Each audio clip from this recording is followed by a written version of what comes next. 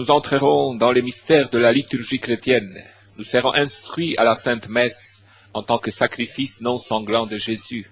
C'est le don le plus précieux offert à l'être humain. Il faut nous mettre en face de ce miracle extraordinaire de l'amour de Dieu, le Père, qui nous a aimés infiniment avant même la création. Car peut-on imaginer des plus grands biens que celui de Dieu lui-même, qui, sous les apparences du pain et du vin, se donne à l'homme? Dieu lui-même pouvait-il faire de plus grands miracles que de transformer le pain en son corps et le vin en son sang pour rassasier et nourrir l'âme de ses enfants? Nous sommes encouragés à rejoindre la table du Seigneur. C'est lui-même qui nous invite à son banquet. Pensons à cela de façon simple et directe. Laissons-nous inspirer par la parole de Dieu, source de vie. Les auditeurs et auditrices qui suivront attentivement cet enseignement inspiré par la foi découvriront des trésors cachés dans nos rencontres à l'antenne. Ces choses-là doivent être dites et proclamées à la lumière du jour pour nous éclairer et ceux qui nous entourent. Il peut nous arriver de rester surpris en découvrant notre propre indifférence devant ce banquet sublime de l'amour de Dieu, la Sainte Messe. La Sainte Messe n'est pas une pièce de théâtre à laquelle on assiste sans préparation spéciale. Après une représentation théâtrale, on ne vit pas nécessairement une transformation intérieure profonde. Par contre, il nous faut nous préparer pour vivre la rencontre avec le Dieu vivant, et la transformation se fera sentir progressivement.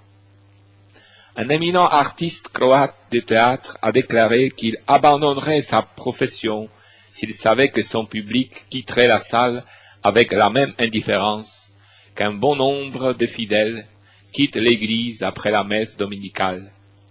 C'est une remarque qui devrait nous inciter à la réflexion.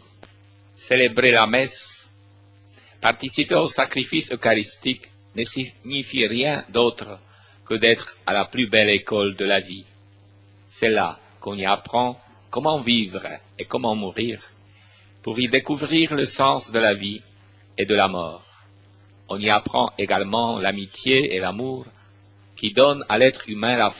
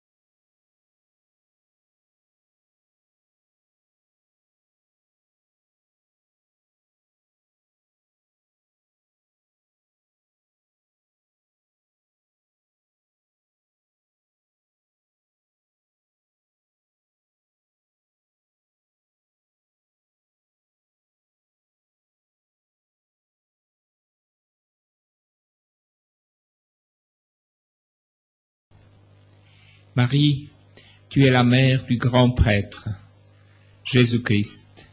Par la réponse que tu as donnée à l'Annonciation, voici la servante du Seigneur, Jésus le Verbe s'est fait chair et commença son séjour eucharistique parmi nous.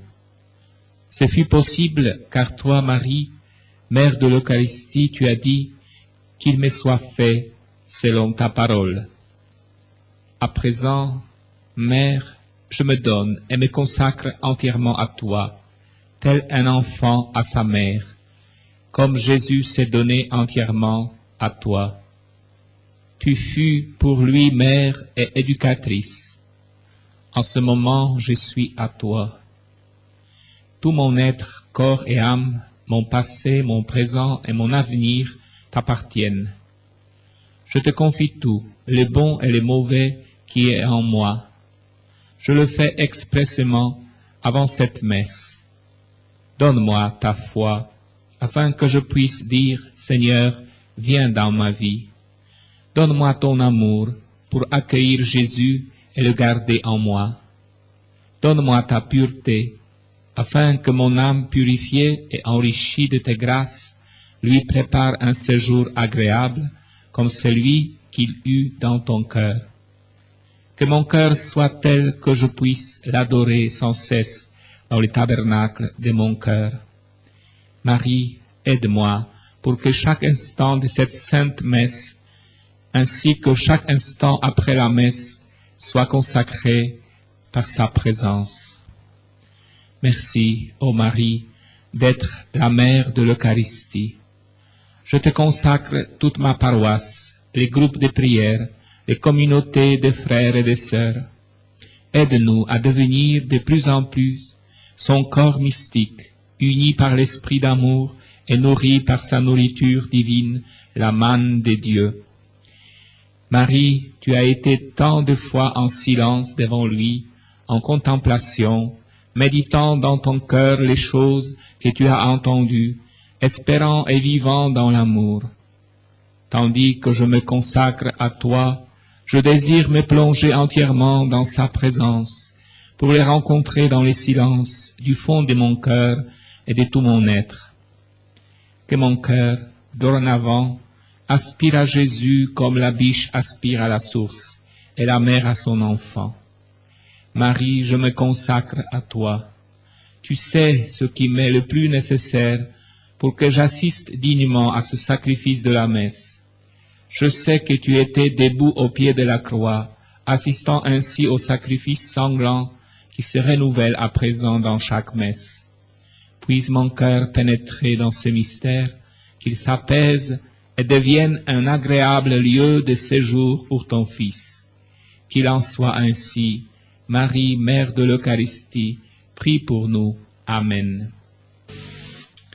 Prière à l'Esprit Saint avant la messe. Viens, Esprit Saint, Créateur. Père céleste, au nom de Jésus, ton Fils et notre Sauveur, qui fut rempli de l'Esprit Saint, et obéissant envers toi, je te prie d'un cœur sincère. Remplis-moi de force, de lumière, d'amour et de raison. Donne-moi les dons de comprendre et d'accepter ta parole. Guéris ma foi par ton esprit, afin que j'assiste dans la confiance à ce sacrifice de la messe. Par l'amour de ton esprit, remplis mon cœur d'amour eucharistique qui vivifie, apaise et sauve. Que ton esprit me renouvelle, comme tu as promis qu'il renouvellerait la face de la terre. Que ton esprit m'introduise dans ton ordre divin, comme il a apporté l'ordre dans la création. Que ton esprit m'éclaire, le même esprit qui a parlé par les prophètes et finalement a parlé par ton Fils Jésus-Christ.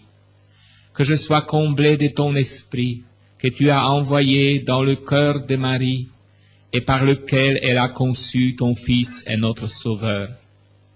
Que ton esprit réchauffe les cœurs glacés, réchauffe aussi mon cœur et en fasse une demeure digne de ton Fils. Que ton esprit imprègne aussi le prêtre qui va célébrer les mystères de la foi. Que ton esprit l'éclaire afin qu'il comprenne, accepte et annonce ta parole. Qu'il soit saisi par l'esprit d'amour et qu'il puisse nous témoigner de ton amour et de ta miséricorde. Qu'il soit saisi de l'esprit d'abandon et d'obéissance envers toi. Qu'il les purifie de tout péché, de toute tentation et d'infidélité, des doutes, des méfiances, des tristesses, d'incertitude et d'isolement. Qu'il célèbre dans la joie avec le peuple qui lui est confié le sacrifice vivant pour la gloire de ton nom. Que l'Esprit renouvelle tous les prêtres, les évêques et le pape. Qu'il renouvelle tous les fidèles et la face de la terre, afin que nous soyons tous unis, sauvés par ce sacrifice eucharistique à la gloire de ton nom. Ô Père Saint, au nom de Jésus-Christ, avec Marie, ta docile servante et l'épouse du Saint-Esprit, exauce-nous, ne regarde pas nos péchés, mais la foi et l'amour de Marie et de toute l'Église. Que ce sacrifice soit offert pour le salut de tous ici présents et de tous les humains. Viens, Esprit Créateur, visite l'âme de tes fidèles, emplis de la grâce d'en haut les cœurs que tu as créés. Toi qu'on nomme les conseillers, toi les dons de Dieu, très haut, source de vie, feu, charité, invisible consécration. Tu es l'Esprit aux 7 dons, le doigt de la droite du Père, l'Esprit de vérité promis, toi qui inspires nos paroles. Enflamme-nous de ta lumière, emplis nos cœurs de ton amour, affermis toujours de ta force la faiblesse de nos corps. Repousse l'ennemi au loin, donne-nous ta paix sans retard. Sous ta conduite et ton conseil, nous éviterons toute erreur. Fais-nous connaître Dieu le Père, révèle-nous les Fils, et toi leur commun esprit, fais-nous toujours croire en toi. Esprit de lumière et d'amour, souffle puissant du Très-Haut, source de tous les dons, guéris ce qui est blessé, lave ce qui est souillé, rends droit ce qui est faussé. Dans la peine soit le repos, dans la fièvre la fraîcheur, la consolation dans les larmes. Soit la force dans la faiblesse, la confiance dans les doutes, notre espérance dans la détresse. Soit pour nous l'amour du Père dans le Fils. Seigneur du ciel et de la terre, tu veux sauver toute créature par la Pâque de ton Christ. Éclaire les humains par la grâce de l'Esprit. Toi qui réunis dans une même foi tes enfants dispersés, accorde aux croyants par l'unique baptême de l'Esprit d'être une seule âme, un seul cœur. Toi qui nous as donné de ton Esprit, fais-nous travailler en ce monde pour la justice et la paix. Toi dont l'Esprit renouvelle toutes choses, sois le recours des faibles, la guérison des malades, le salut pour tous. Toi qui as ressuscité ton Fils d'entre les morts par la puissance de l'Esprit, donne à nos corps mortels la vie qui n'a pas de fin. Envoie, Seigneur, ton Esprit, il fera toutes choses nouvelles. De la plaie du Sauveur, tu as fait jaillir l'Esprit, désaltère le peuple à la source du salut. Par les dons de l'Esprit, tu promets la délivrance, accorde aux humains de passer de la haine à l'amour, de la guerre à la paix, de la douleur à la joie. L'Esprit Saint nous a donné le goût de ta gloire, que nos sœurs et frères défunts connaissent l'éternelle joie. Esprit Saint de vérité, viens d'en haut, nous apporter un rayon de ta clarté. Père de ceux qui n'ont rien, donateur du seul vrai bien, lumière du cœur chrétien. Ô consolateur si bon, l'âme humaine est ta maison, hôte aimé, céleste bon. Labeur, calme aimé dans nos douleurs, noble joie au sein des pleurs. Ô splendeur des bienheureux, remplis nos cœurs généreux des bonheurs créés pour eux. Sans ton plein réconfort, il n'est en nous rien de fort, tout décline vers la mort. Lave nos péchés passés. Que par toi, fertilisés, soient guéris nos cœurs blessés. Viens nous courber sous tes lois, réchauffer nos cœurs si froids et conduire au chemin droit. Donne au sujet du grand roi, rempli d'amour et de foi, les 7 dons qui sont en toi. que l'essor de nos vertus nous mène au divin Jésus, à la gloire des élus. Amen.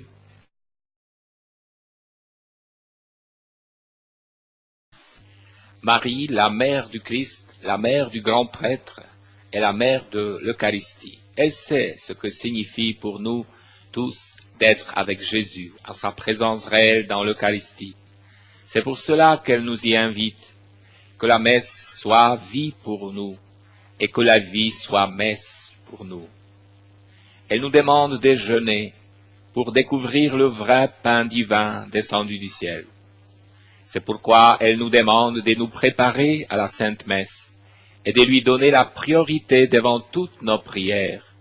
De plus, elle nous incite fortement à l'adoration de l'Eucharistie, de Jésus qui est présent réellement dans l'Eucharistie. Adorer signifie être avec Jésus, demeurer avec lui, et de jour en jour pénétrer davantage le mystère de la présence de Dieu dans le monde. Oui, chers amis, je vous invite, je renouvelle mon invitation, à venir à l'église d'Abscon les vendredis à partir des 18 heures pour la célébration de l'Eucharistie, suivie de l'adoration de Jésus dans les saints sacrements. Pendant l'hiver, ça se passe dans la chapelle, à côté de l'église, pendant les temps chauds, ça se passe à l'église. Oui, chers frères, j'espère que vous aurez aussi cette expérience qui m'a été donnée de vivre tout au long de mon 25 ans de sacerdoce. Oui, je reconnais l'inspiration inépuisable de la célébration eucharistique à laquelle je me prépare par la prière et la méditation. D'autre part, je vois les dangers pour de nombreux fidèles de manquer totalement la rencontre avec le Christ parce qu'ils viennent pas ou parce qu'ils viennent sans la préparation et quittent sans l'action des grâces. Peu importe que ce soit dans la semaine ou le dimanche, on risque de faire ainsi de la messe une simple rencontre sans fruit. Oui, pendant nos méditations, j'espère que vous pourrez ressentir ce que Marie, mère vivante de l'Eucharistie, veut nous apprendre à tous. C'est de grandir sans cesse dans l'amour qui se sacrifie et se nourrit à la source inépuisable de la divine Eucharistie de l'amour. En somme, c'est le seul amour capable de faire de nous des messagers et messagères de paix. Car la paix est possible uniquement là où et quand les personnes sont capables, sans aucune condition, d'offrir leur vie pour les autres, comme le Christ, grand prêtre, l'a fait. L'Eucharistie signifie être capable de recevoir le don de Dieu et de se donner comme lui s'est donné. Priez et célébrez avec le cœur. Quand vous priez, priez avec le cœur. Quand vous venez à la messe, participez-y avec le cœur. Cet appel est clair et sa signification est justifiée. Faire quelque chose avec le cœur ne signifie rien d'autre que de le faire avec amour, le faire avec abnégation, dignité et recueillement. Il est fréquent dans notre vie quotidienne de dire que quelqu'un nous a reçus cordialement, ou bien que nous l'avons reçu, salué, aidé de tout cœur. De cette façon, nous exprimons une profonde gratitude, d'amitié et d'amour, car le cœur est le signe même d'amour et d'amitié, riche de vie intérieure et d'expériences multiples. Prier et célébrer avec le cœur signifie donc le faire avec amour, sans pression, de bon cœur. De cette façon, tout sentiment d'ennui ou de perte de temps est exclu, de même que la tentation d'esquiver la prière ou la sainte messe. Marie, docile à la loi, tu es allée au temple avec ton époux Joseph, et tu as présenté ton enfant, ton fils unique. Tu as offert la première victime du Nouveau Testament pour le salut du monde. Tu l'as offerte avec amour et dévouement. Merci, ô Marie, tandis que je me prépare à cette rencontre avec le Seigneur à la messe, dans ce temple avec toi je prie le Seigneur pour le prêtre qui célébrera la messe. Je rends grâce pour sa vocation dont le Seigneur l'a doué, et que lui, si je connais le nom du prêtre, je le mentionne, a accepté. Seigneur, je te prie, aie pitié de ce prêtre. Donne-lui ton Esprit Saint, qu'il puisse célébrer la messe avec amour. Inspire-le, que son cœur soit prêt pour cette rencontre avec toi, afin qu'il puisse avec amour annoncer la bonne nouvelle et l'expliquer par la force de l'Esprit. Que la parole qui lui est confiée trouve sa place dans son cœur et apporte du fruit dans sa vie. Je te prie pour tous les prêtres du monde, qu'ils servent au mystère de la foi avec beaucoup d'amour. Je sais que nombre d'entre eux ont des difficultés, sont malades ou pauvres, se sentent isolés. Marie, avec toi, je les offre au Seigneur. Qu'il les guérisse, qu'il les comble de son amour, que Dieu soit avec eux pour qu'ils ne soient plus seuls. Tout particulièrement, je te recommande les prêtres qui ont perdu l'amour envers les mystères de la foi, non plus des ferveurs pour célébrer le sacrifice eucharistique. Ne crois pas pleinement que ton Fils est présent, corps et âme, sous les apparences du pain et du vin. Il communie à la légère, non la volonté ni le temps de vivre une vie spirituelle plus intense. J'offre avec toi, Marie, tous ceux qui ont entendu l'appel et sont sur la voie du sacerdoce. Que par la grâce de l'Esprit Saint, ils grandissent dans l'amour de l'Eucharistie, qu'ils puissent un jour, avec amour et ferveur, ainsi que tu les fis jadis dans le temple, célébrer le sacrifice de la messe, être des joyeux diffuseurs des mystères divins. Au temple, Siméon et Anne, les serviteurs de Dieu, ont reconnu dans tes bras les sauveurs du monde. Ils ont rendu grâce à Dieu, et le vieillard Siméon a chanté son hymne. Maintenant, souverain maître, tu peux, selon ta parole, laisser ton serviteur s'en aller en paix, car mes yeux ont vu ton salut, que tu as préparé à la face de tous les peuples, lumière, pour éclairer les nations et gloire de ton peuple Israël. Marie, j'inclus dans ma prière et ma préparation à la Sainte Messe toutes les personnes âgées ou malades qui désirent y participer, mais en sont empêchées pour cause de vieillesse ou de maladie. Qu'à cet instant, elles soient capables d'offrir à Dieu leur croix et leur maladie, et les unir à ce sacrifice pour leur salut et celui du monde.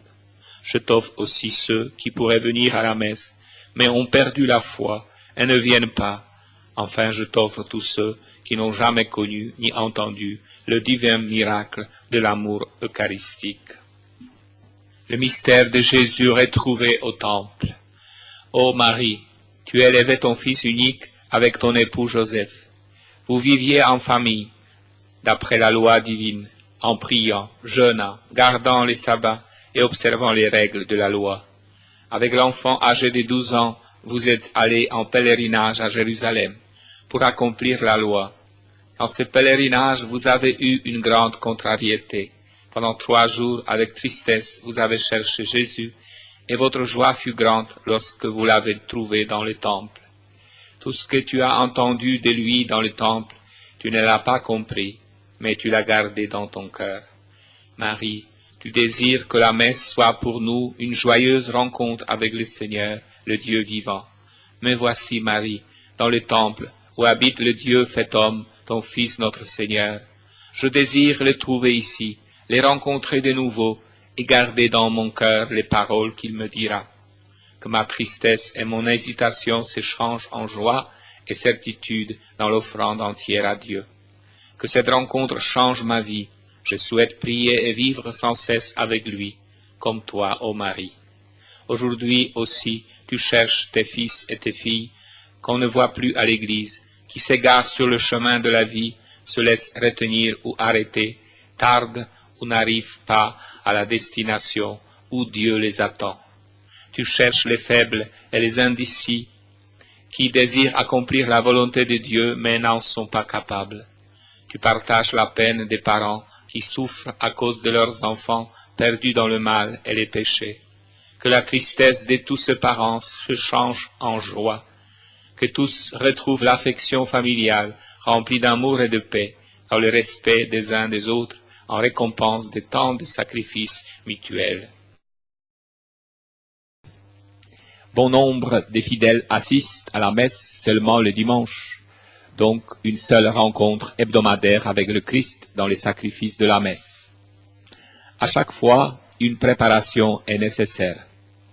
À la Sainte Messe, Dieu nous parle à travers la lecture des Écritures saintes.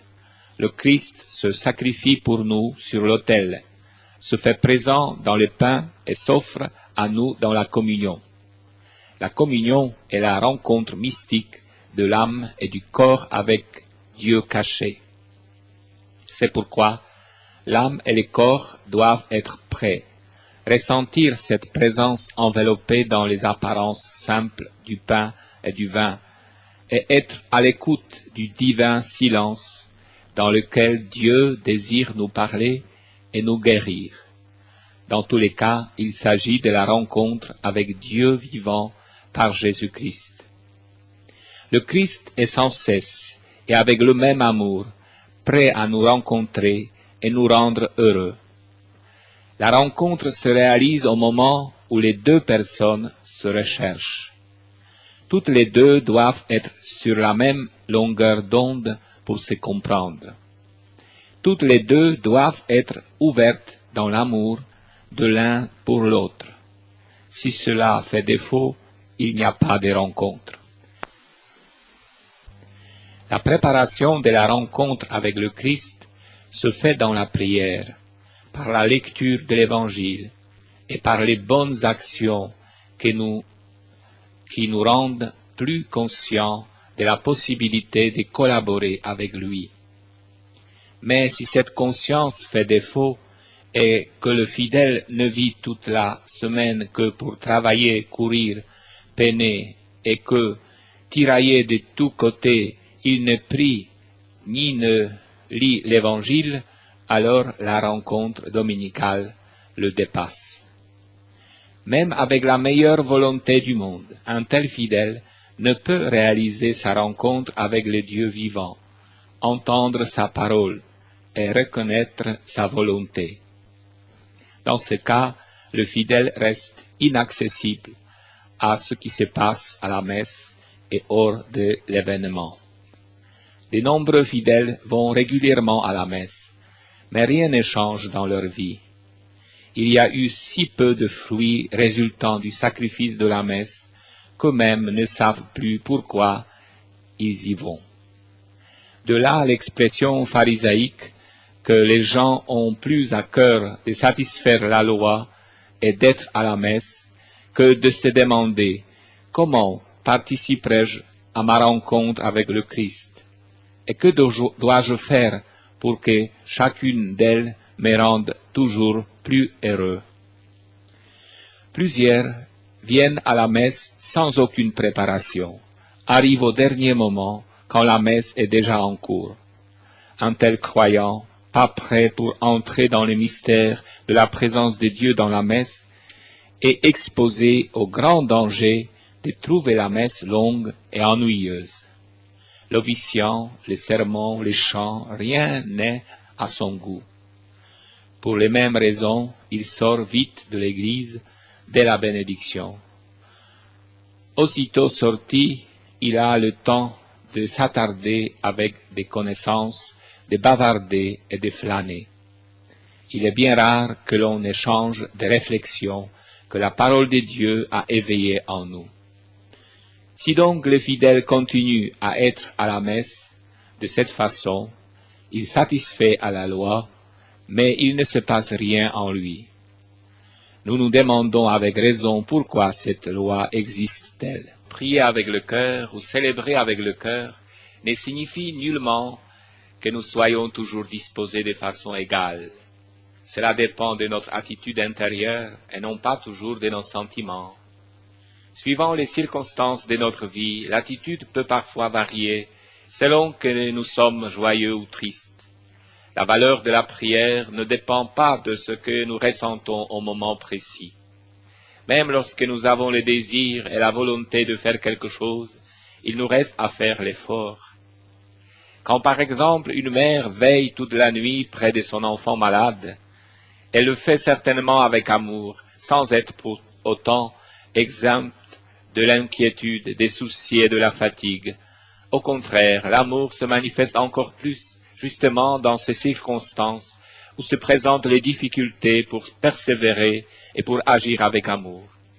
L'amour véritable n'est pas dirigé par les sentiments. On n'a pas le droit d'appeler cela amour. Dans la vie spirituelle, les difficultés de prier ou de célébrer la Sainte Messe peuvent être un temps d'épreuve dans lequel il faut continuer le chemin et non l'abandonner. Beaucoup ont abandonné la prière et la Sainte Messe à cause des difficultés. Au lieu de les résoudre, ils ont tout lâché. La vraie prière et la célébration avec le cœur se manifestent au premier geste. Déjà par la façon dont je salue quelqu'un, lui tends la main, lui parle, on peut découvrir à quel point je suis sincère.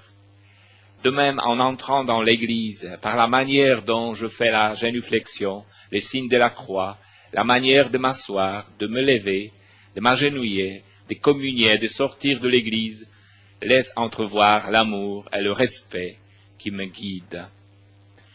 La Vierge Marie désire que tout soit fait avec le cœur, c'est-à-dire avec amour.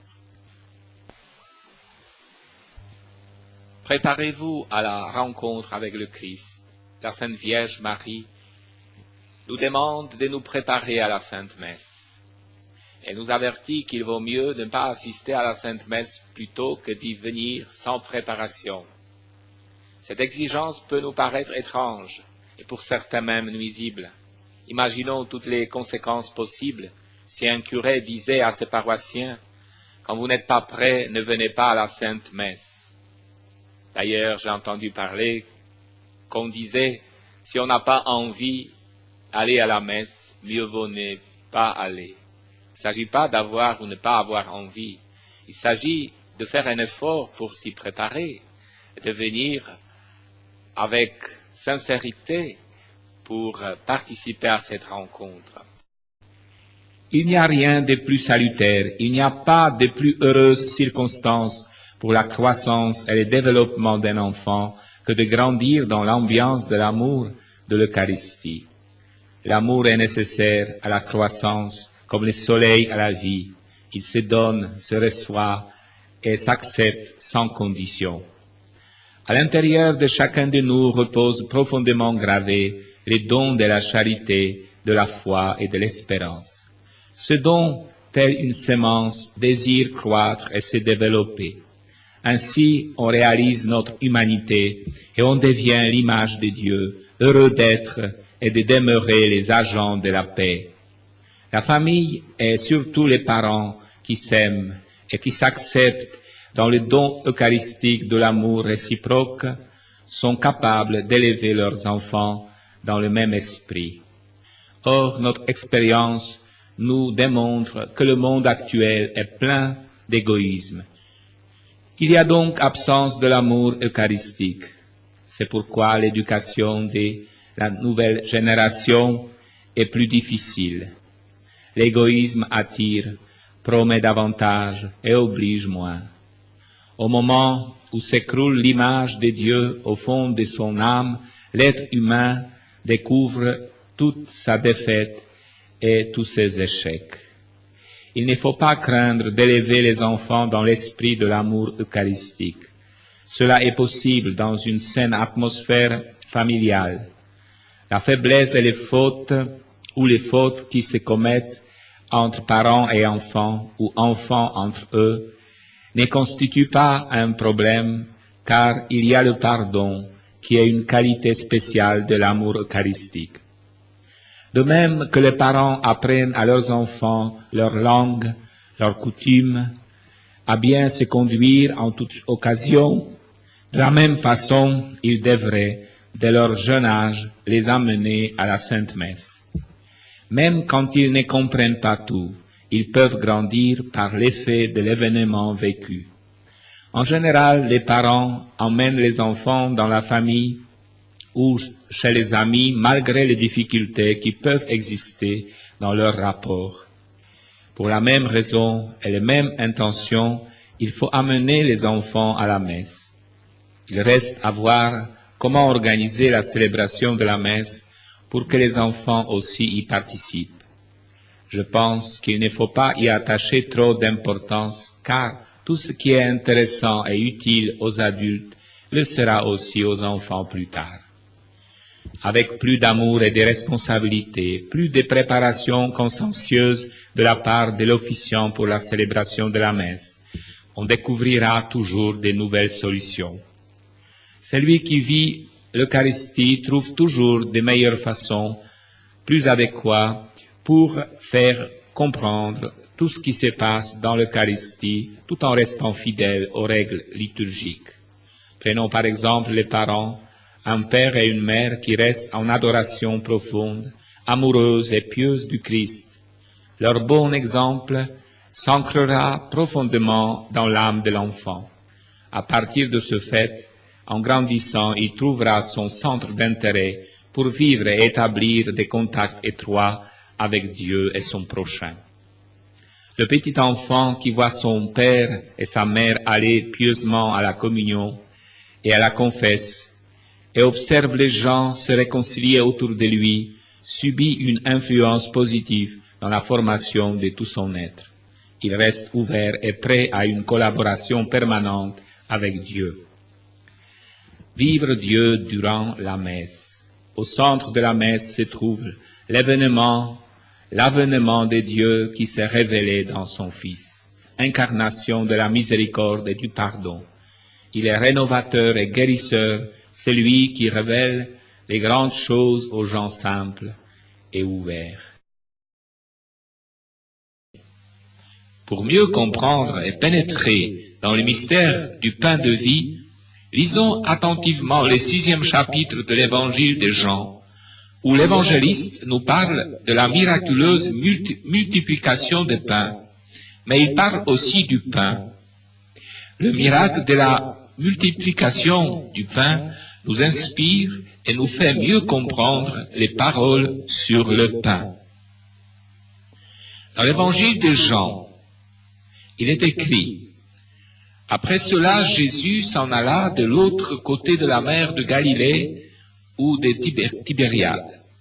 Une grande foule le suivait, à la vue des signes qu'il opérait sur les malades. Jésus gravit la montagne et là, il s'assit avec ses disciples. Or, la Pâque, la fête des Juifs, était proche.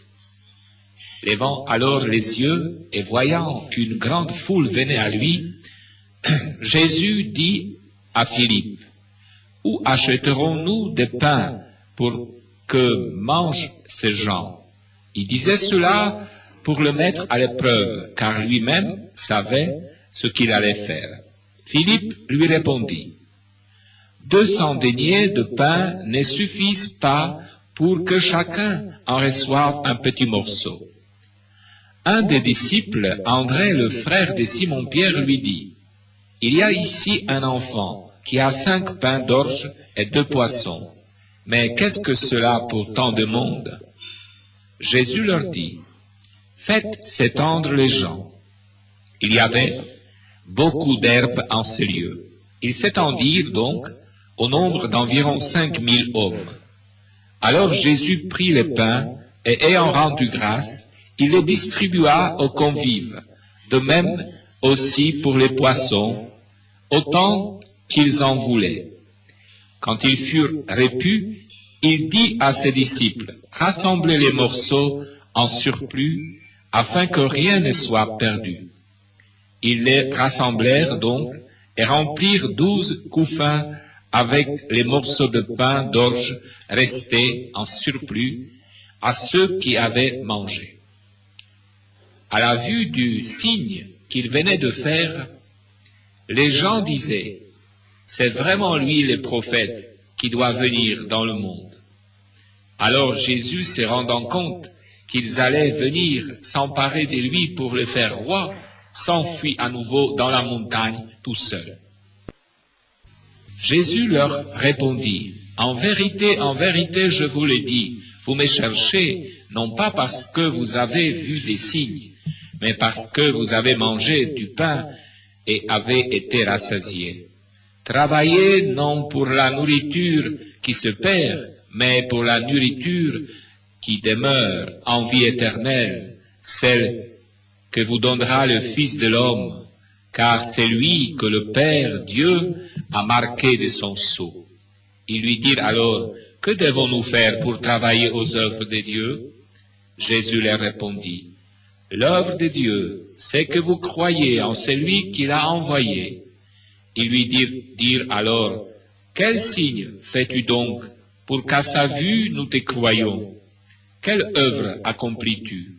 Nos pères ont mangé la manne dans le désert, selon ce qui est écrit, il leur a donné à manger du pain venu du ciel. Jésus leur répondit, en vérité, je vous le dis, non, ce n'est pas Moïse qui vous a donné le pain qui vient du ciel, mais c'est mon Père qui vous le donne, le pain qui vient du ciel, le vrai, car le pain de Dieu, c'est celui qui descend du ciel et donne la vie au monde. Ils lui dirent alors, Seigneur, donne-nous toujours ce pain-là. Jésus leur dit, je suis le pain de vie, qui vient à moi n'aura jamais faim, qui croit en moi n'aura jamais soif. Mais je vous l'ai dit, vous me voyez et vous ne croyez pas. Tout ce que me donne le Père viendra à moi, et celui qui vient à moi, je ne le rejetterai pas dehors, car je suis descendu du ciel pour faire non pas ma volonté, mais la volonté de celui qui m'a envoyé. Oh, la volonté de celui qui m'a envoyé, que je ne perde rien de tout ce qu'il m'a donné, mais que je le ressuscite au dernier jour. Oui, telle est la volonté de mon Père, que quiconque voit le Fils et croit en lui ait la vie éternelle, et que je le ressuscite au dernier jour. En vérité, je vous le dis, celui qui croit à la vie éternelle, je suis le pain de vie. Vos pères dans le désert ont mangé la manne et sont morts. Ce pain est celui qui descend du ciel, pour qu'on le mange et ne meure pas. Je suis le pain vivant, descendu du ciel. Qui mangera ce pain vivra à jamais. Et même le pain que je donnerai, c'est ma chair pour la vie du monde. Les Juifs se mirent à discuter fort entre eux. Ils disaient, comment celui-là peut-il nous donner sa chair à manger? Alors Jésus leur dit, en vérité, je vous le dis, si vous ne mangez la chair du Fils de l'homme et ne buvez son sang, vous n'aurez pas la vie en vous. Qui mange ma chair et boit mon sang a la vie éternelle, et je le ressusciterai au dernier jour. Car ma chair est vraiment une nourriture, et mon sang vraiment une boisson. Qui mange ma chair et boit mon sang demeure en moi et moi en lui. De même que le Père qui est vivant m'a envoyé, et que je vis par le Père, de même celui qui me mange, lui aussi vivra par moi. Voici le pain descendu du ciel. Il n'est pas comme celui qu'ont mangé le Père et ils sont morts. Qui mange ce pain vivra à jamais. Tel fut l'enseignement qu'il donna dans une synagogue à Capharnaüm. Après l'avoir entendu, beaucoup de ses disciples dirent, « Elle est dure, cette parole. Qui peut l'écouter ?» Mais sachant en lui-même qu'il murmurait à ce propos, Jésus leur dit, « Cela vous scandalise? Et quand vous verrez le Fils de l'homme monter là où il était auparavant, c'est l'Esprit qui vivifie, la chair ne sert de rien. Les paroles que je vous ai dites sont esprit, elles sont vie. Mais il en est parmi vous qui ne croient pas. » Jésus savait en effet dès le commencement qui étaient ceux qui ne croyaient pas et qui était celui qui le livrerait. Et il disait, voilà pourquoi je vous ai dit que nul ne peut venir à moi si cela ne lui est donné par le Père. Dès lors, beaucoup de ses disciples se retirèrent et ils n'allaient plus avec lui. Jésus dit alors aux 12, « Voulez-vous vous partir vous aussi ?» Simon-Pierre lui répondit, « Seigneur, à qui irons-nous? Tu as les paroles de la vie éternelle. Nous, nous croyons, et nous avons reconnu que tu es le Saint de Dieu. » Jésus leur répondit, « N'est-ce pas moi qui vous ai choisi, vous les 12, et l'un d'entre vous est un démon. » Il parlait de Judas, fils de Simon Iscariote, celui en effet qui devait le livrer, lui, l'un des 12. Nous trouvons facilement des raisons pour manquer la messe. Toutes ces raisons peuvent se résumer en une seule. Dieu n'est pas le premier servi dans notre vie. D'autres valeurs ont pris la place de Dieu et il n'y a plus de temps pour lui. Quand Dieu n'est pas au centre de la vie humaine, on les remplace par autre chose. On a du temps et des forces pour nos idoles. Tout le reste, et surtout les religieux, perd de sa valeur. Quand l'argent a pris la première place et quand l'amour est remplacé par le pouvoir, la célébrité ou l'égoïsme de toutes sortes, alors non seulement on n'a plus le temps pour la prière, mais Dieu est tout à fait exclu. C'est de ce danger dont nous parle la Vierge. On se trompe soi-même quand on ne se nourrit pas spirituellement en trouvant l'excuse dans le travail et le manque de temps. Cette duperie amène l'homme et la femme au découragement spirituel, autrement dit à l'état où ils ne peuvent ni aimer, ni pardonner, ni être charitables, donc non en mesure d'accepter et de respecter la vie. Travailler sur soi-même. Toute rencontre avec Dieu doit être pour nous un appel au changement. Dieu nous aime tels que nous sommes et sans condition. L'amour comporte en lui-même un profond désir de ressembler à l'être aimé et de devenir de jour en jour semblable à lui.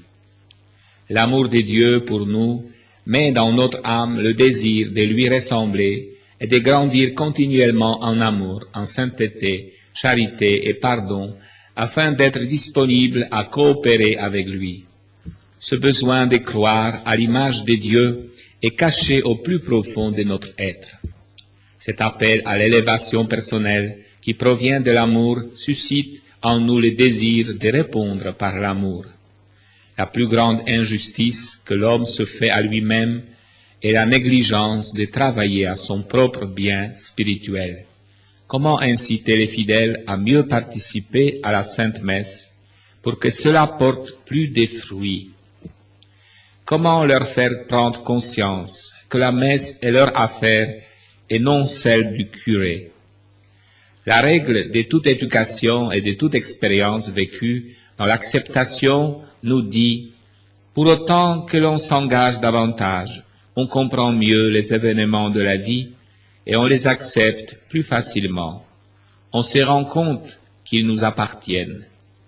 La peine qu'on s'est donnée nous les rend plus intimes, plus beaux, et on les prend avec plus de responsabilité. Il y en a qui pensent que la messe, c'est l'affaire du curé, que de lui dépend la façon dont nous allons la vivre et la ressentir en tant que participant engagé ou élève qui écoute son maître et fait ses devoirs. Il est toujours facile de trouver des coupables.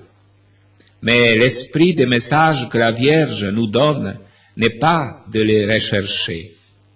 Au contraire, en tâchant de contribuer davantage à ce que la messe soit un événement de joie profonde dans notre propre vie, toute la communauté en profitera. Elle deviendra notre engagement à tous. Au fur et à mesure que notre foi augmente, grandit en nous la vie spirituelle dans la charité. Progressivement, les problèmes se résolvent et la messe devient une rencontre véritable de joie avec Dieu. Il serait certainement bon et utile d'enrichir les parties de la messe par des symboles et des expressions différentes se basant sur la foi et la prière. La liturgie de la Sainte Messe est parfois routinière, usée, sans âme. Il lui manque l'apport personnel de l'officiant et des fidèles.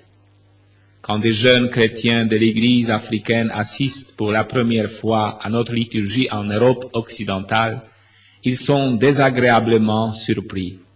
D'abord par la rapidité du culte, mais surtout par le manque d'expression dans ces rencontres liturgiques. Ils parlent avec joie de leur culte, de la présentation des offrandes, des chants, de l'accompagnement rythmique. Pour eux, tout ceci aide à comprendre la parole de Dieu et à former la foi du chrétien. Par exemple, quand l'officiant annonce l'Évangile, on entend dans la communauté des exultations parce que Dieu parle à son peuple et il se réjouit. Pour que la foi puisse se manifester, il faut être ouvert au Saint-Esprit. Cela vaut non seulement pour l'officiant qui préside, mais aussi pour toute l'assemblée qui se réunit autour de lui. La liturgie en elle-même est la rencontre avec Dieu et la rencontre de la communauté tout entière. Avec un peu d'amour et d'imagination, la charité est ingénieuse, l'effort peut produire beaucoup de fruits et faire de la messe une expérience du Dieu vivant, véritable, unique, saint, miséricordieux, juste, guérisseur et sauveur. Quoi faire avec ceux qui viennent? Comment organiser la célébration de la messe? Me suis-je donné à moi-même l'occasion de me préparer personnellement?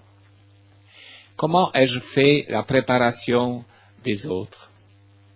Pour le moment, cela me semble plus important que de blâmer ceux qui ne viennent pas à la messe. Une chose est claire, personne ne nie l'ardent désir de paix, d'amour, de justice, de miséricorde et de pardon qui existe en nous. Au moment où nos rencontres avec le Christ dans les sacrifices de la messe deviendront joyeuses, remplies d'amour mutuel et d'amour commun envers le Christ, les sentiments de gratitude véritable des uns envers les autres et de tous envers le Christ commencera à se manifester. Alors seulement, les choses se passeront comme nous souhaitons qu'elles se passent. Les gens seront attirés de venir à la messe, quand ceux qui y vont en reviendront changés, pleins de joie et capables de la partager. À ce niveau-là, d'autres seront encouragés d'aller chercher cette joie que Dieu donne. Les personnes profondément transformées par la messe encouragent, par leurs attitudes de pardon réciproque, l'assistance à la messe. Ceux qu'on ne voit plus à la messe n'ont pas nécessairement renoncé à Dieu, à ses promesses et à ses dons. Ils se sont distancés temporairement de leur communauté qui leur donne l'impression de célébrer la fête, mais en réalité ne la célèbre pas, qui fait semblant de pardonner, mais ne pardonne pas, et de chercher le royaume de Dieu tout en restant dans l'angoisse, le désordre et les ténèbres. Le temps de la préparation. Notre journée, ou toute notre semaine, devrait se dérouler en vue de la préparation consciencieuse de notre rencontre vitale avec le Christ. Ce Christ désireux de collaborer avec nous, afin de nous rendre capables de collaborer avec lui. Si du fond du cœur, on cherche cette rencontre, alors nos succès ou nos insuccès, nos joies ou nos tristesses, nos échecs, ainsi que nos péchés, nous aideront d'une certaine façon à nous préparer à sa rencontre. À Medjugorje, la véritable préparation a lieu avant la messe du soir par la récitation du chapelet, l'invocation au Saint-Esprit, les chants des litanies de la Vierge. La Vierge demande la préparation, et dans le cas de Medjugorje, elle s'organise de la façon la plus simple pour plusieurs raisons. L'une d'elles est la présence des pèlerins de divers points du monde. La récitation du chapelet est abordable même quand on ne comprend pas la langue.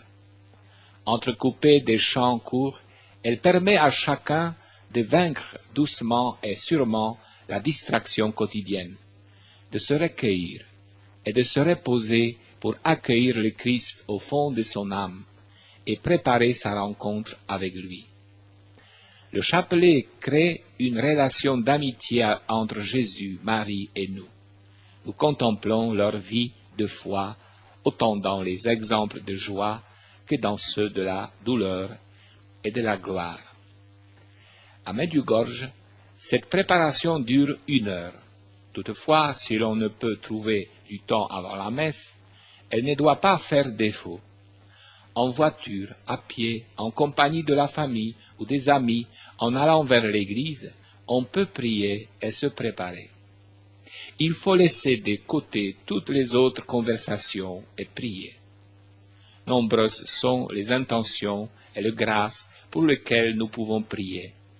L'amour envers Jésus et sa parole, la foi en sa présence dans l'Eucharistie, de même que la prière au Saint-Esprit pour nous, pour ceux qui viennent à la messe et pour les prêtres qui se préparent à célébrer la messe.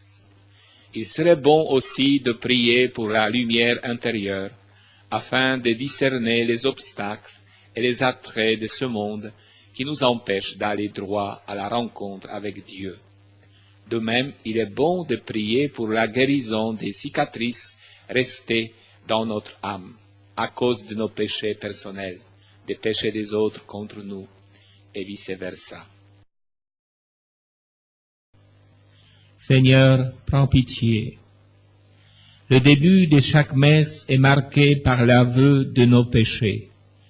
Nous prions la miséricorde de Dieu de se répandre sur notre âme pour la rémission de nos péchés, afin de participer dignement au saint sacrifice. L'aveu de notre faiblesse est en même temps la célébration de la miséricorde divine. Il nous est demandé à la messe d'avouer que nous avons péché par pensée, par parole, par action et par omission. Dieu ne nous condamne pas, mais glorifie sa miséricorde en pardonnant et en nous admettant au festin solennel de son Fils. La réconciliation, la demande du pardon comprend la paix avec Dieu et la paix avec les hommes. Pour être pardonnés, nous devons pardonner. Pour que la miséricorde nous soit faite, nous devons être miséricordieux.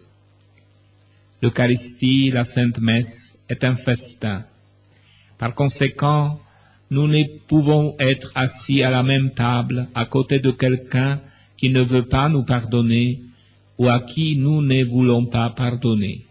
C'est pourquoi, au début de la messe, nous prions « Seigneur, accorde-nous ton pardon. Nous avons péché contre toi. Montre-nous ta miséricorde et nous serons sauvés. Que Dieu Tout-Puissant nous fasse miséricorde. Regrettons nos péchés. Quiconque cache dans son cœur des mauvaises pensées ou mauvaises intentions en est responsable parce qu'elles produisent des mauvais fruits. Nous sommes appelés à leur résister sans hésitation pour ne pas tomber dans le jeu du mal. Regrettons nos mauvaises paroles qui sont le fruit de nos mauvaises pensées. La mauvaise parole séduit, blesse et tue. Elle est dangereuse comme une épée à double tranchant.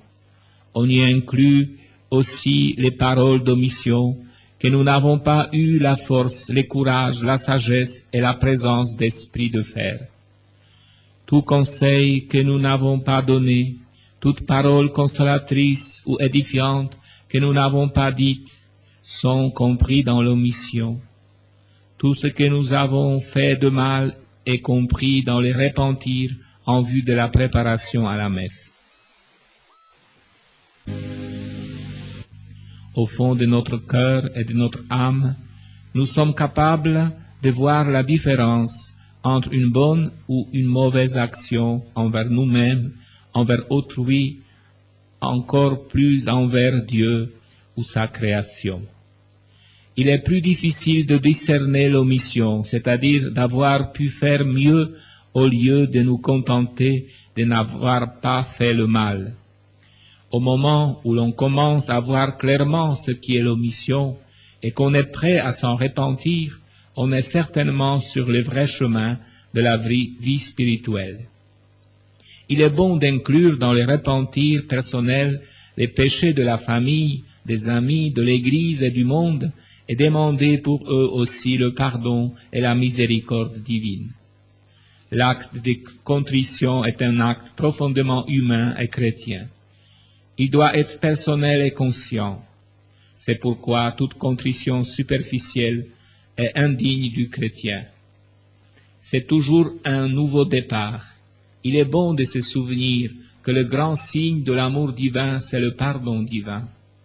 Il a une signification majeure, l'aveu du péché et la reconnaissance de la miséricorde de Dieu. Il serait dangereux de le transformer en un acte banal et lui enlever toute chance de progrès. Nous ne devrions pas commencer la messe s'il reste dans la communauté des personnes qui ne seraient pas prêtes à pardonner et à se repentir. Sans ces conditions, la célébration de la messe est remise en question. Le commencement de la Sainte Messe devrait se caractériser dans le cœur de tout fidèle et prêtre par un repentir sérieux, mais en même temps par la confiance sans réserve en la miséricorde de Dieu. Prière. Ô Dieu, Père miséricordieux, merci de m'attendre comme un bon Père. Je suis venu vers toi avec mes péchés, mes blessures et mes craintes, avec mes amertumes et mes souffrances, avec mes aspirations et mes désirs personnels, ceux de ma famille et ceux de ma communauté. Prends-moi dans tes bras, ô Père. Que dès le commencement, cette messe soit une rencontre avec toi. Tout ce qui se passe dans le monde me rend vulnérable, car il n'y a pas d'amour. Je désire plonger dans ton amour. L'Écriture sainte est la parole de Dieu adressée aux humains en différentes époques et par des personnages différents, mais toujours dans le même but. Dieu aime l'humanité et lui offre le salut. Dieu s'adressait directement aux prophètes et ceux-ci parlaient ensuite en son nom. Ces personnages, par leur vie et leur destinée, sont au service de la parole de Dieu. Ce sont ces messagers. Dieu a parlé en images et en paraboles, et saint Paul le résume en termes simples. Après avoir à maintes reprises et sous maintes formes parlé au Père par les prophètes, Dieu, l'Eucharistie a été annoncée par les prophètes en images et en paroles. La réalisation de l'amour eucharistique de Jésus est la plus grande promesse que Dieu ait faite à son peuple. Comme préparation à la Sainte Messe et à la célébration eucharistique, on se sert de textes bibliques qui se réfèrent à ce sacrement où l'action divine se manifeste d'une façon particulière. Ancien Testament, l'agneau immolé sans tache. Le peuple d'Israël était en Égypte. C'était le temps de sa captivité. De nombreux Israélites souffraient comme esclaves. Ils étaient persécutés. Même dans les temps difficiles de leur persécution, ils n'oubliaient pas le Dieu de leur père, et Dieu entreprend leur libération. Juste avant la sortie d'Égypte, il se passa quelque chose que les enfants d'Israël vécurent comme un signe particulier de la présence de Dieu parmi eux. Plus tard, ce fut compris comme une prophétie qui se rapporte à Jésus et sa rédemption, plus particulièrement à l'événement eucharistique. Il s'agit de l'agneau immolé, sans tache, et dont le sang a sauvé les enfants d'Israël. C'est pourquoi, durant la messe, il est souvent question de l'agneau. Pour la compréhension du sacrifice de la messe, de sa profonde signification et de son symbole, il est bon d'avoir à l'esprit l'image de cet événement. C'était la Pâque, le passage du Seigneur. Jésus le relie à l'institution de l'Eucharistie, le jeudi saint. C'était le désir du Seigneur que les Israélites se souviennent de leur exode et en soient reconnaissants. Ils l'ont fait. Jésus aussi l'a fait. Voici l'exposé de la Bible. Yahvé dit à Moïse et à Aaron au pays d'Égypte, « Ce mois sera pour vous en tête des autres mois. Il sera pour vous le premier mois de l'année.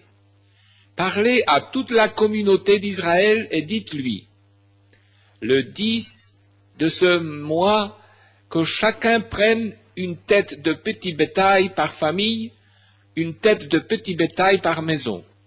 Si la maison est trop peu nombreuse pour une tête de petit bétail, on s'associera avec son voisin les plus proches de la maison, selon le nombre de personnes. Vous choisirez la tête de petit bétail selon ce que chacun peut manger. La tête de petit bétail sera un mâle sans tare, âgé d'1 an. Vous la garderez jusqu'au 14e jour de ce mois, et toute l'assemblée de la communauté d'Israël l'égorgera au crépuscule. On prendra de son sang et on en mettra sur les 2 montants et les linteaux des maisons où on les mangera. Cette nuit-là, on mangera la chair rôtie au feu. On la mangera avec des azimes et des herbes amères. N'en mangez rien cru ni bouilli dans l'eau, mais rôti au feu, avec la tête, les pattes et les tripes. Vous n'en réserverez rien jusqu'au lendemain. Ce qu'en resterait le lendemain, vous les brûlerez au feu. C'est ainsi que vous les mangerez, vos reins sains, vos sandales aux pieds et votre bâton en main. Vous la mangerez en toute hâte. C'est une Pâque pour Yahvé. Cette nuit-là, je parcourrai l'Égypte et je frapperai tous les premiers-nés dans le pays d'Égypte, tant hommes que bêtes. Et de tous les dieux d'Égypte, je ferai justice, moi Yahvé. Le sang sera pour vous un signe sur les maisons où vous vous tenez. Et voyant ce signe, je passerai outre et vous échapperez au fléau destructeur lorsque je frapperai le pays. Dans la célébration de la messe, on cite souvent la nouvelle alliance dans le sang, l'alliance éternelle. Le Christ lui-même, prenant le calice, parle du sang de la nouvelle alliance. Dieu a signé l'alliance avec son peuple, en les conduisant dans le désert après sa sortie d'Égypte. Dieu a commencé son action avec son peuple et désire la mener jusqu'au bout. Il s'est engagé à être l'allié des hommes, mais il a demandé à son peuple de tenir également l'engagement pris. L'alliance est scellée par le sang, et le sang est signe de vie. Par contre, le peuple n'a pas toujours été fidèle et a rompu son alliance avec Dieu. Mais Dieu est toujours resté fidèle et renouvelle son alliance. Le dernier renouveau décisif, qui reste éternel, s'est réalisé dans le Christ Jésus, qui conclut une alliance nouvelle dans le sang, se sacrifie et remplace ainsi tous les sacrifices de l'ancienne alliance.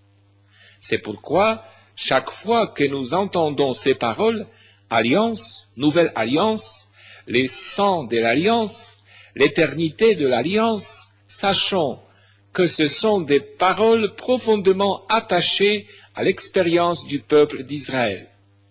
Et cette expérience se reporte alors et doit se reporter à l'expérience du nouveau peuple de Dieu. Dans le livre de l'Exode, il est écrit, Dieu dit à Moïse, « Montez vers Yahvé, toi, Aaron, Nadab, Abihu et 70 des anciens d'Israël, et vous vous prosternerez à distance. Moïse s'approchera seul de Yahvé. eux n'approcheront pas et le peuple ne montera pas avec lui.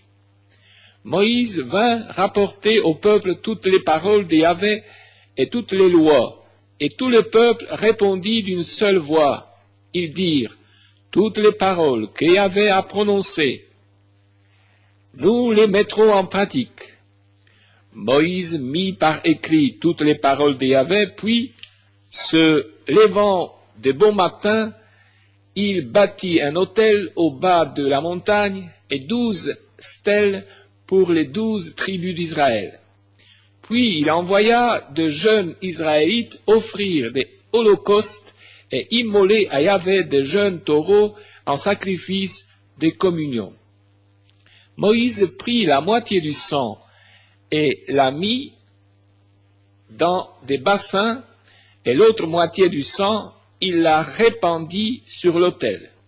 Il prit le livre de l'Alliance, et il en fit la lecture au peuple qui déclara, « Tout ce que Yahvé a dit, nous le ferons, et nous y obéirons. » Moïse, ayant pris le sang, le répandit sur le peuple et dit, « Ceci est le sang de l'Alliance que Yahvé a conclu avec vous, moyennant toutes ces clauses. » Moïse monta ainsi qu'Aaron, Nadab, Abihu et 70 des anciens d'Israël. Sous ses pieds, il y avait comme un pavement de saphir aussi pur que le ciel même. Il ne porta pas la main sur les notables des Israélites. Ils contemplèrent Dieu, puis ils mangèrent et burent. Yahvé dit à Moïse, « Monte vers moi sur la montagne et demeure là, que je te donne les tables de pierre, la loi et les commandements que j'ai écrites pour leur instruction. » Moïse se leva ainsi que Josué son serviteur, et ils montèrent à la montagne des dieux. Il dit aux anciens, « Attendez, nous, ici, jusqu'à notre retour. Vous avez avec vous Aaron et Hur. Que celui qui a une affaire à régler s'adresse à eux. » Puis Moïse monta sur la montagne. La nuée couvrit la montagne. La gloire de Yahvé s'établit sur le mont Sinaï, et la nuée les couvrit pendant 6 jours. Le 7e jour, Yahvé appela Moïse du milieu de la nuée. L'aspect de la gloire de Yahvé était aux yeux des Israélites celui d'une flamme dévorante au sommet de la montagne. Moïse entra dans la nuée et monta sur la montagne. Et Moïse demeura sur la montagne 40 jours et 40 nuits. J'ai désiré avec ardeur manger cette Pâque avec vous. Il est question de la scène, c'est-à-dire la première sainte messe et l'Eucharistie. Jésus célèbre la Pâque comme tout juif. C'est la fête qui rappelle chaque année la sortie de l'Égypte, le souvenir vivant de la miséricorde et de l'amour de Dieu. L'agneau sans tache était immolé et mangé en hâte. Ils étaient tous sains et prêts pour le départ, car il fallait sortir de l'esclavage, fuir l'ennemi et arriver en terre promise. Ce soir-là, Jésus devient l'agneau, la victime, mais il célèbre son départ du monde. Il voit dans cette Pâque l'achèvement de sa mission dans le monde. Il donne sa vie, il s'immole, et ce, avec amour pour tous, lui, l'agneau de Dieu. Dans l'évangile de Luc, il est écrit, « Vint le jour des azymes, où devait être immolée la Pâque, et il envoya Pierre et Jean en disant, « Allez nous préparer la Pâque, que nous la mangions. » Ils lui dirent, « Où veux-tu que nous la préparions ?» Il leur dit, « Voici qu'en entrant dans la ville, vous rencontrerez un homme portant une cruche d'eau. Suivez-le dans la maison où il pénétrera, et vous direz au propriétaire de la maison, « Le maître te fait dire, où est la salle où je pourrai manger la Pâque avec mes disciples ?» Et celui-ci vous montrera à l'étage une grande pièce garnie de coussins. Faites-y les préparatifs. S'en étaient donc allés. Ils trouvèrent comme il leur avait dit et ils préparèrent la Pâque. Lorsque l'heure est venue, il s'est mis à table, et les apôtres avec lui, et leur dit, j'ai ardemment désiré manger cette Pâque avec vous avant de souffrir, car je vous le dis, jamais plus je ne la mangerai jusqu'à ce qu'elle s'accomplisse dans le royaume des dieux. Puis, ayant reçu une coupe, il rendit grâce et dit, prenez ceci et partagez entre vous, car je vous le dis, je ne boirai plus désormais du produit de la vigne jusqu'à ce que le royaume des dieux soit venu. L'événement après la résurrection avec les 2 disciples d'Emmaüs que nous décrit Saint Luc est pour nous un véritable message sur l'Eucharistie. Dans cet événement, nous découvrons tous les éléments aussi bien humains que divins du sacrifice eucharistique.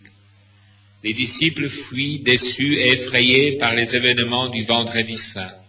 Ils ont compris qu'ils ont eu en vain confiance dans le Christ. Ils se confient mutuellement leurs peines, leurs craintes et leur désespoir. Qui sait jusqu'où ils s'en seraient arrivés si dans leur conversation ne s'était mêlé le ressuscité, qu'ils n'ont pas reconnu aussitôt. Mais leur cœur a commencé à s'enflammer. En signe de reconnaissance, ils invitent cet étranger à entrer chez eux pour y passer la nuit et continuer son chemin le lendemain.